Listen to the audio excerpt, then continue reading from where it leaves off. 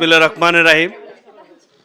আমাদের আজকে ৮ বছর শেষ করে ৯ বছরে আমরা পদার্পণ করলাম নাগরিক টেলিভিশনের সম্পর্ক এই স্লোগান নিয়ে ২০১৮ সালের ১লা মার্চ আমরা যাত্রা শুরু করেছিলাম।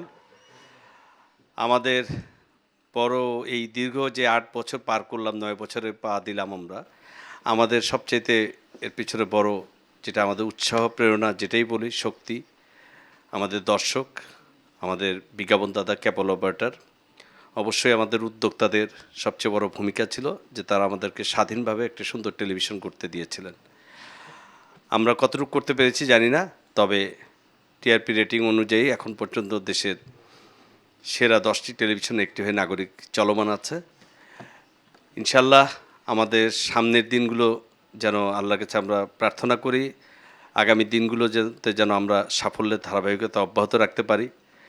এবং আজকে যে নাগরিকের, আমি আগেই বলেছি, নাগরিকের সবচেয়ে বড় শক্তি ছিল তার ছোট্ট পরিসর হলো যে তার বস্তুনিষ্ঠ সংবাদ।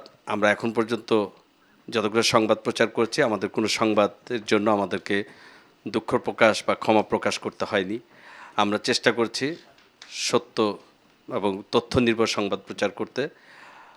যারা নাগরিক নিয়মিত দেখেন তারা জানেন যে আমরা শুরু থেকে যে ধরনের নাটক আমরা উপহার দিয়েছিলাম, আমরা নাটকের পাশাপাশি নন ফিকশন অনুষ্ঠান করেছি এবং বাংলাদেশের না শুধু সারা দুনিয়ার কাছে সবচেয়ে বড় যে বিনোদন সেটা হচ্ছে স্পোর্টস। এই মুহূর্তে আমরা ফিফা বিশ্বকাপ থেকে শুরু করে বিশ্ব ক্রিকেটের মঞ্চের আসরে যত বড় বড় আসর বসেছিল সেগুলো আমরা সরাসরি সম্প্রচার করেছি।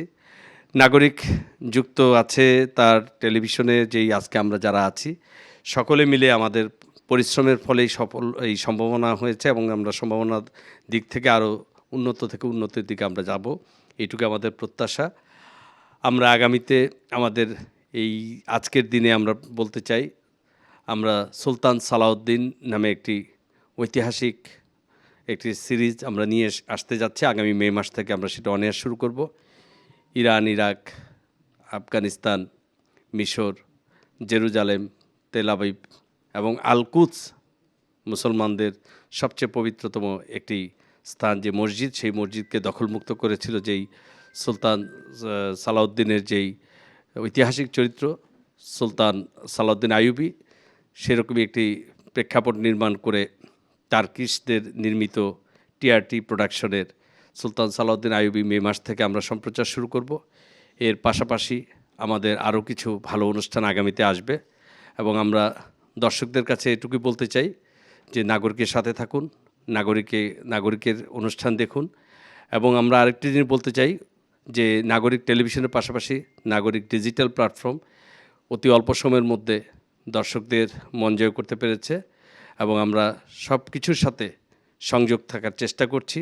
আমরা দর্শকদের সাথে আমাদের অনুষ্ঠান দিয়ে আমরা সম্পর্ক গড়ে তুলছি। ইনশাল্লাহ আগামী দিনেও আমাদের এই যাত্রা অব্যাহত থাকবে। আজকে 9 বছরের পদার্পণে আজকে আমাদের জন্মদিন। আমরা আজকে সবাই নাগরিক পরিবার একত্রিত হয়েছি। আমরা এখানে আজকে কেক কেটে আজকে আমাদের এই দীর্ঘ পথ চলার একটি ছোট্ট আনন্দ মুহূর্ত আজকে আমরা উপভোগ করব। সবাই আমাদের জন্য দোয়ায় থাকবেন, আমাদের জন্য দোয়া রাখবেন এবং আমরা যেন আগামী দিনগুলোতে আরও ভালো করতে পারি। সবাইকে ধন্যবাদ।